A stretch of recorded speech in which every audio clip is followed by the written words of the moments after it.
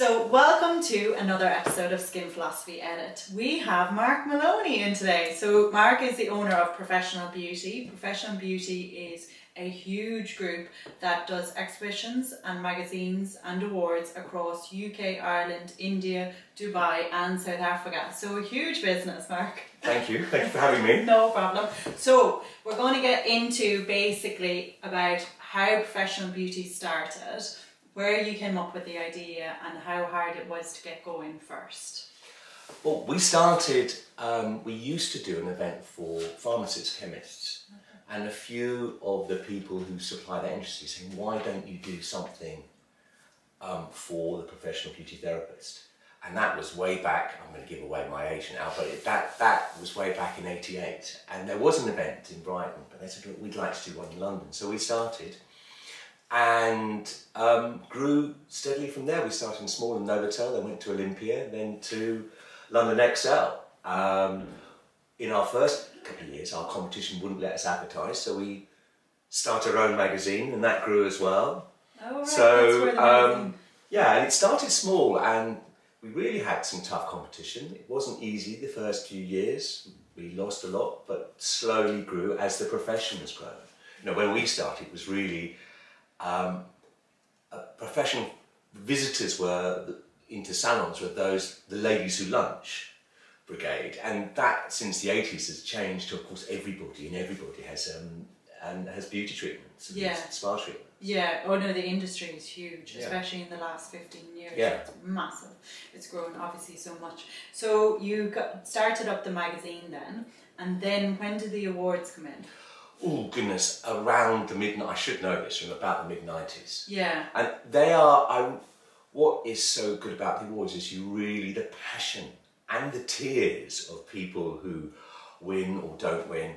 And what we find when talking to people who enter, it makes them think about their business, the people, and it upskills their business and their team because they think about, well, what do I need to do? Yeah. So just by entering the awards helps them be better business. And the idea behind it obviously is to promote our sector, health and beauty treatments, spa treatments, as proper business. We all saw in the pandemic when our wonderful Prime Minister sort of knocked the profession. That was one good thing about the pandemic. People realised they wanted these professional treatments. Yeah, yeah, and that it has actually helped the industry a lot.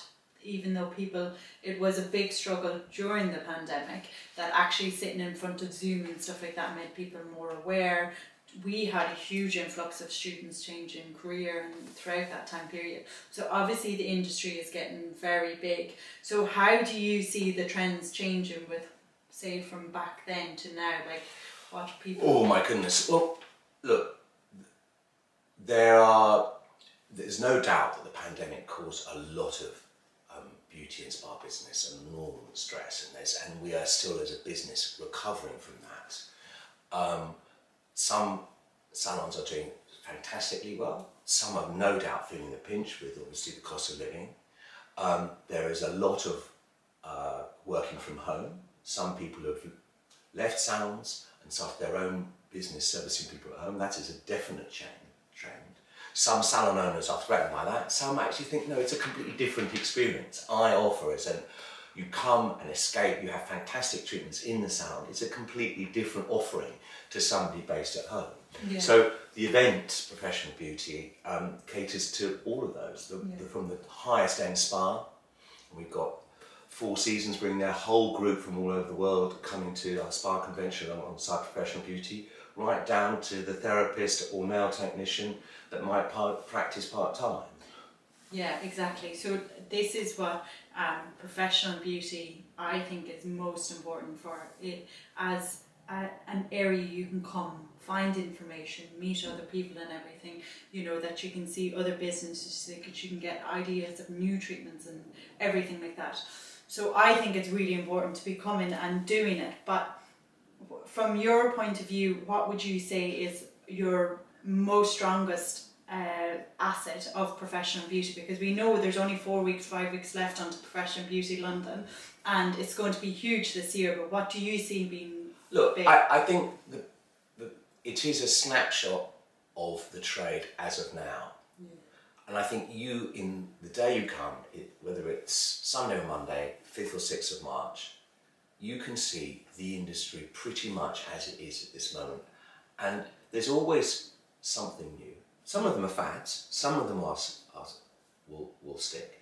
But you can see in one day the whole industry. And you really can't get that anywhere else. So yes, you can go online and do research, and I do that all the time, I'm sure you do. But to see virtually everybody there, and I'm pleased to say it's taken us a couple of years after the pandemic, but the show is not quite as big as it was pre-pandemic, but certainly a lot bigger than the last couple of outings we have. And virtually, we've got a huge array of brands that haven't been with us a few years. So, you know, for instance, in skincare, people like Comfort Zone, Biologique Recherche, Elemis is back with us, Eve Taylor, of course Environ, a lot of Germain de Cappuccini, Sotis, Talgo, a lot of those brands. I'm going to be shot now for missing out all the brands I should be doing. But there is Janssen, there's a lot of large and small brands, some coming direct from overseas, some obviously mostly with their UK distributors, and that is really strong. And of course, you asked me what's changed. Devices, advanced treatments is an area that people are looking at, and we have virtually all the device brands there, from Linton to 3D to ABC, AES. There's a lot, and they've invested a lot. That's been a big growth area. So those who are looking for advanced treatments, both in devices and more intense skincare, you'll find that there. And one last area. Last year we were a bit weak on the tanning, waxing, nail side. I'm pleased to say that's come back strongly. So we've got, you know, brands like Morgan Taylor and of course Glitter Bells and what's the I'm going to get shot now, but Fake Bake, for instance, is back. So there's a Hoff is back. There's Blue Sky. There's a lot of new and interesting brands in nails and tanning, and we've got a nail training area where you can try out mini courses, play with the product for the first time. We've got that there. Idea. So well, we try. And, and on actually back to the skincare side, you can also, we've got a private area as well as the brands demonstrating their treatments on the show floor. You can book a private area and have a facial privately on the show floor, but privately in an area. We're trying that. So if you want to try that treatment, not just listen to the sales bill, you'd be able to do that there. Yeah, and also as well, I know we were having this discussion because obviously I'm doing a big talk on the Sunday, but you also said even for other people introducing, you know, making sure that each topic is what people want, you know, that it's more trend rather than the kind of old hat speakers, you know, you're changing around who's speaking why. Yeah, no, thank you. I mean, we've got a number of stages where you can book sessions and have a look at the website and see what suits you. But we have had a look again at who we're having, and they've all agreed they've got to give information that either helps you learn a treatment or your business or social skills, so social media skills. So we've got, for instance, our business and digital stage. We've got Jessie Yendel, who from Mimi Darling Beauty, of how to overcome personal obstacles to achieve business success. We've got a panel discussion on diversity and how that's relative to you as an employer. On our advanced treatments stage, we've got Abigail James combining facial massage with advanced treatment techniques. Andrew Hansford's talking about the truth behind radiofrequency microneedling. And then we have a trends and treatment stage. Chantal Vermont, new speaker. She's a co-founder of Clawgasmic, talking about now trends. So we've tried to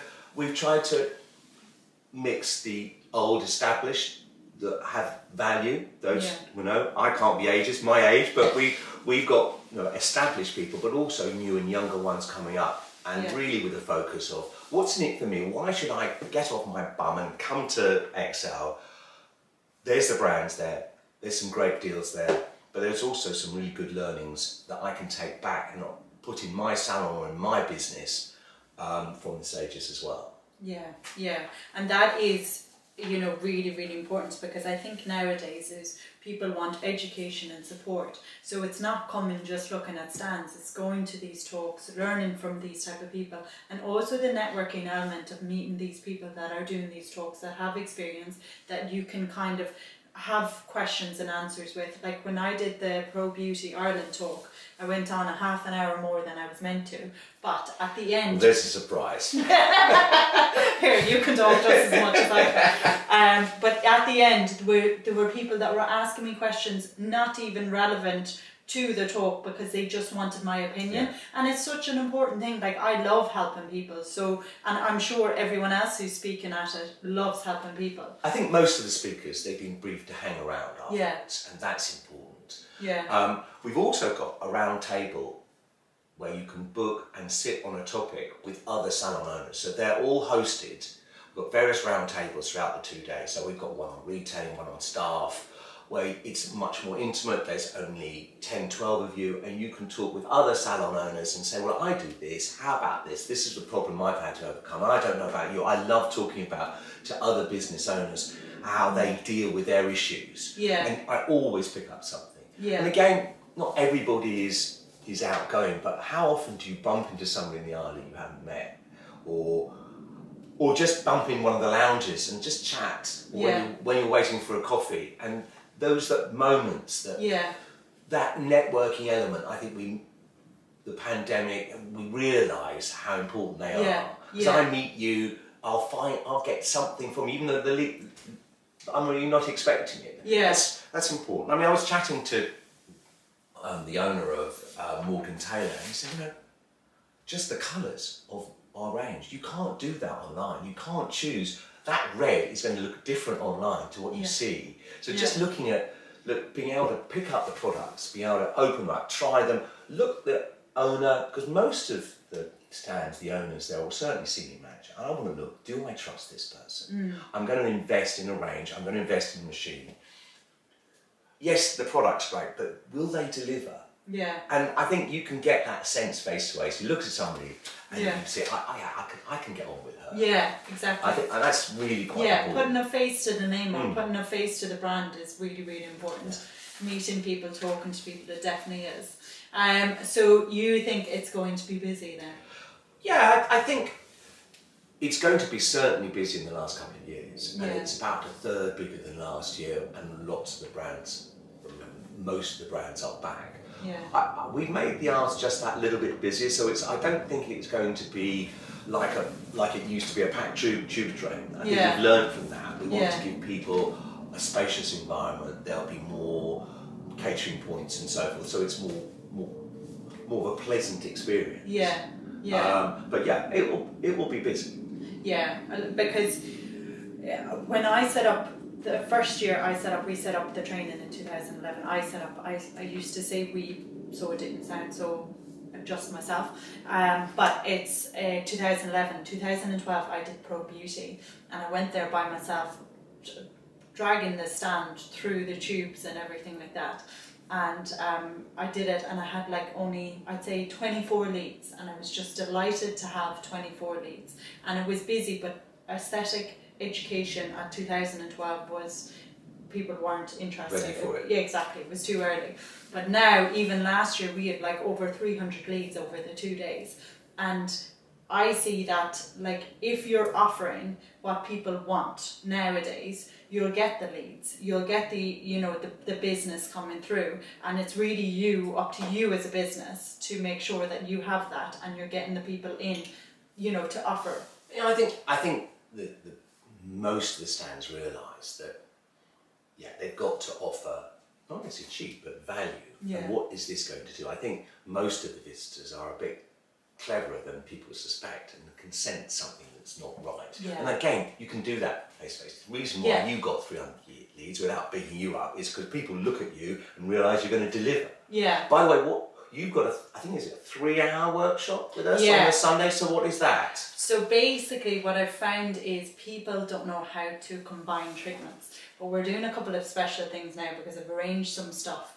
So basically combining treatments like radio frequency and peel, or radio frequency and IPL in one treatment, is not done yet because people don't have the protocols And when you don't have the protocols, you don't have the insurance. So now I've worked with a supplier to develop the protocols.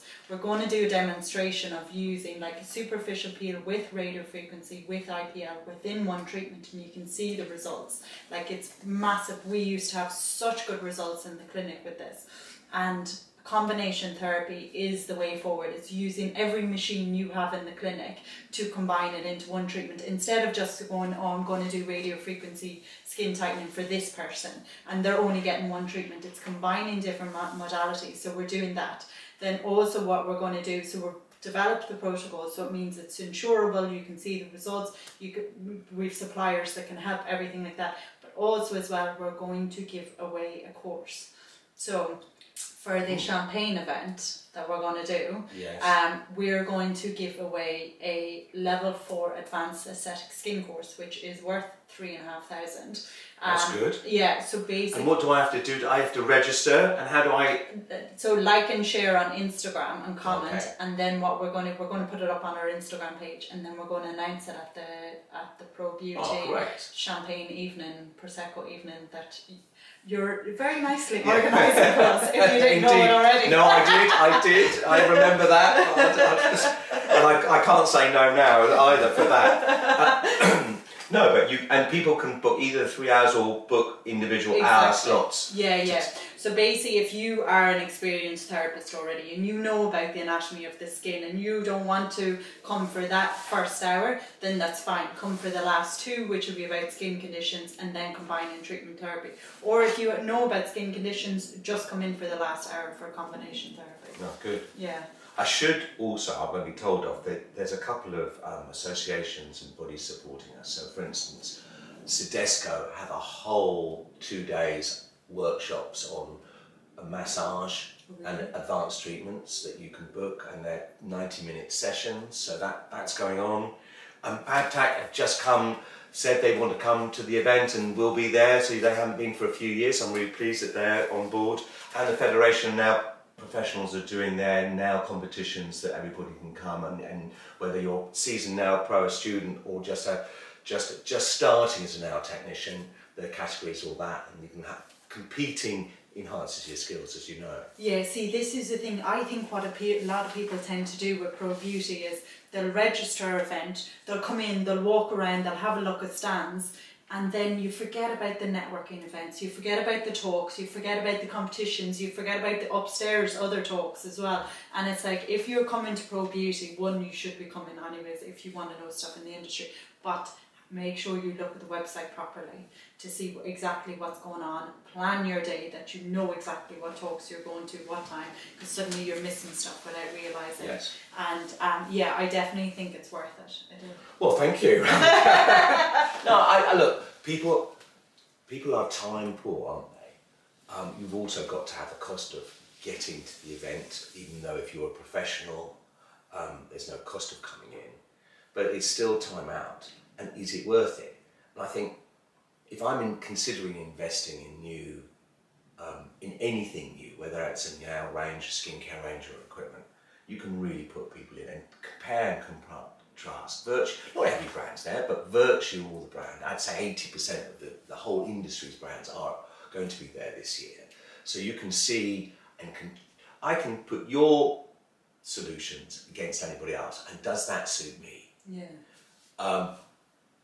Yes, I can go online and get some good prices, but if I'm sitting next to you, even though you're a tough lady, I might be able to get that extra 5% from you that I might not be able to get over the phone. Well, I'll have a good go trying. And I'll have a good go trying, or convince you to do something extra that you wouldn't do. Yeah. And I think so. And just seeing, comparing, contrasting, trying it all, and bumping into people that you might not have seen, or even if you're a little shy, there's lots of opportunities to connect. And I think a lady who runs a Clarion salon, and who was at one point their sales director, said to me, I just don't understand, I run this salon, I just go and I see what there is for the year. And sometimes the trends are big, sometimes they're fad. Remember we had those fishes one year, everybody had those mad fishes.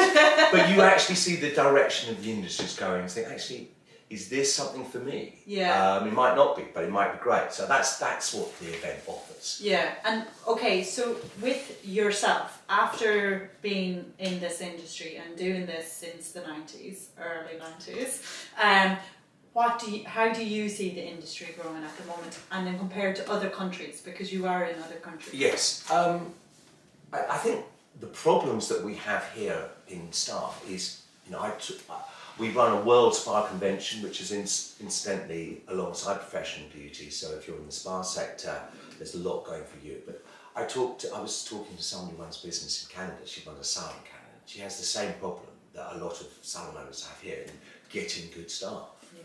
I was talking to Gino yesterday, and they're saying a lot of their stockists are hugely busy, but with less staff. And so I think our biggest issue, I think, facing this our industry is attracting new people into it, and making sure that it is seen that beauty is seen as a career that we want our daughters and sons to take seriously. Yeah. And I think a lot of the time, middle-class parents think, well, that's not something for me, but actually there are huge opportunities in professional treatments. Yeah. And we're actually going to be producing a video that's going to go to the schools at 12 to 14 to convince people, or to try and convince, actually this is a career that's worth taking. So I think, staff is a challenge. Yeah. Working, a lot of people are offering their home-based treatments. Yeah. And some salon, I know, see that as a challenge, particularly if their team member is left to go and set up to compete them. That happens. But that is a fact of life. Yeah. And so what am I going to do if I am a salon to differentiate myself? Yeah, or else what salons, I think at the moment, what they need to look at is giving self-employment contracts more and get flexibility of hours, instead of them just being a staff member, because really the only reason I'm going to set up at home is because I want flexibility in my own hours. Do you know, that is such a great point. I was at the Forest Conference in Dublin just recently, and they had a salon owner on from, believe it or not, I think Canberra or somewhere in Australia, and he was saying that I talked to my staff, and what do they want most? And it's often not money. Yes, they want that, but they also want flexibility. So I said, okay, what do you want? And actually, what he's convinced, it's got to work for the owner as well as the staff member. And they found that many clients, not all, will book from that Saturday to another day. Obviously, a lot of people working from home, so we can do that more. Yeah. And as they've convinced most of their clients to shift the days, so that where Monday and Tuesday are often quiet, they're not as quiet, and so that works for both the salon owner and the therapist. So, and I think that recognising a good person, it's so difficult to replace her. Yeah. What can I do to keep her? And it's often not money, it's having that conversation, but making sure that flexibility works for the business, not just for the person. Yeah, but I do think you're right with that situation, because I remember, when I first trained, working in a salon, and you would be sick, and you would be terrified of having to cancel clients because they would kick up a fuss. Whereas now people realise that people get sick, or people, that an appointment has to be rescheduled, and there's not, or they need to come in on a different date that's, come in on Mondays instead of Saturdays, and people are a little bit more understanding of businesses now. So there's a bit more flexibility. Plus, as well, as a business, there's a lot more clients. There's compared to 20 years ago, it's a lot more, people are coming in getting treatment, so you rely less on that one person.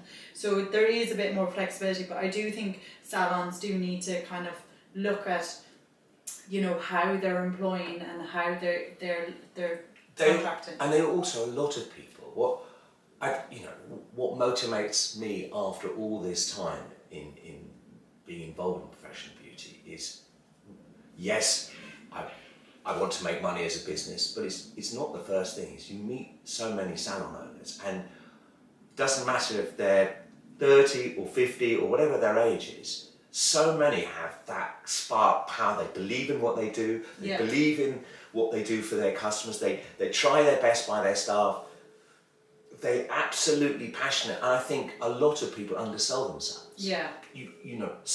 you're offering a great service, often not for enough money. Exactly. But you're offering, don't undersell yourself. Realise actually this one-to-one touch, where else can I get that? Yeah.